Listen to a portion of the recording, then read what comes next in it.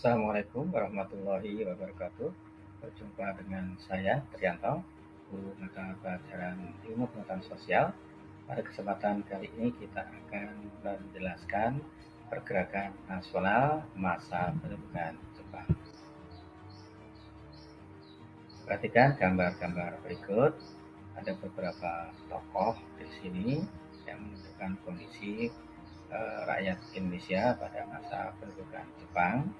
Kondisi rakyat Indonesia, kemudian ini salah satu tokoh perlawanan terhadap kebijakan pemerintahan Jepang yang pada awalnya memberikan propaganda Jepang sebagai cahaya Asia, pelindung Asia dan pemimpin Asia.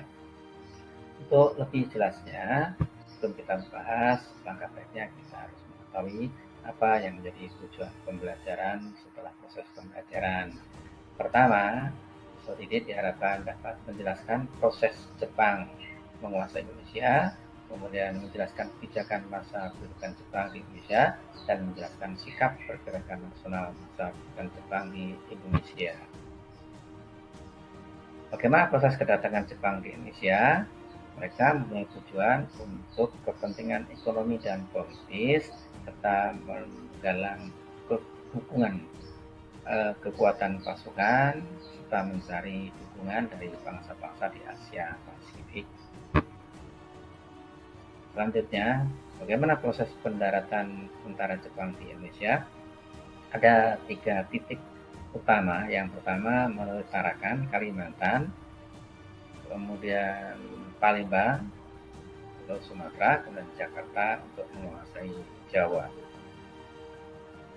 Mengapa Jepang memilih tempat tersebut? Akan kita jelaskan tahap berikutnya.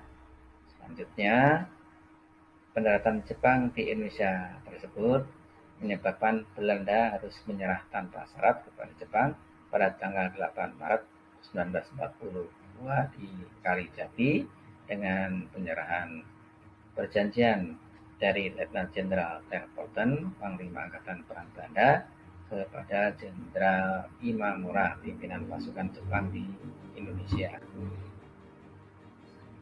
Selanjutnya, kebijakan Jepang setelah menguasai wilayah Indonesia. Indonesia dibagi menjadi 3 daerah pemerintahan militer. Pertama, pemerintahan Angkatan Darat. Untuk wilayah Sumatera dipusatkan di Bukit Tinggi. Kemudian yang kedua, pemerintahan Angkatan Darat atau tentara yang ke-16 untuk wilayah Jawa dan Madura yang berpusat di Jakarta, serta yang ketiga pemerintahan Angkatan Laut atau Armada Selatan 2 untuk daerah Sulawesi, Kalimantan, dan Maluku yang dipusatkan di Makassar. Berikutnya, Jepang melakukan propaganda untuk menarik simpati rakyat Indonesia dengan gerakan Jepang sebagai pemimpin Asia, pelindung Asia, dan cahaya Asia. Kemudian menjanjikan berbagai kemudahan, mengizinkan pengibaran bendera merah putih berdampingan dengan bendera Jepang, menggunakan bahasa Indonesia, bahkan menyanyikan lagu Indonesia Raya bersama lagu kebangsaan Jepang, Kimigayo. Kemudian Jepang membentuk berbagai organisasi seperti Gerakan 3A yang kemudian berubah nama menjadi Pusat Tenaga Rakyat yang semula dipimpin oleh Mr. Samsudin, diganti oleh pemimpin-pemimpin yang dikenal dengan sebutan 4 Seragai, yaitu Soekarno, Muhammad Hatta, Kiai Haji Mas Mansur, dan Ki Hajar Dewantara. Kemudian juga membubarkan Majelis Islam Akhlak Indonesia diganti menjadi Masumi yang dipimpin oleh Kiai Haji Hasyim Asy'ari dan Kiai Haji Mas Mansur. Berikutnya, Jepang melakukan kerja paksa atau romusha dengan tujuan untuk mencari bantuan tenaga untuk membangun infrastruktur seperti jalan, jembatan, kubu pertahanan, rel kereta api. Romusha ini banyak menelan korban karena mereka dipaksa untuk kerja keras, sedangkan kesehatan dan makanan sama sekali tidak diperhatikan, sehingga banyak korban jiwa yang meninggal akibat kekejaman masa kebijakan Romusha.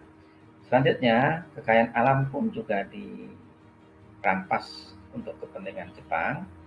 Aset ekonomi Belanda diambil alih, usaha perkebunan dan industri harus mendukung keperluan perang, seperti menanam tanaman jarak untuk perawatan atau pelumas senjata, dan rakyat wajib menyerahkan bahan pangan sebesar-besarnya kepada Jepang, termasuk ketika panen padi, rakyat wajib setor hingga 20% dari panennya.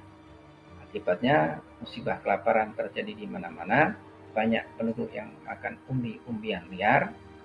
Rupanya sikap manis Jepang yang hanya sebentar tersebut, pada tanggal 20 Maret 1942, Jepang mengumumkan sebuah maklumat yang isinya melarang pengibaran bendera merah putih dan juga melarang menyanyikan lagu Indonesia Raya.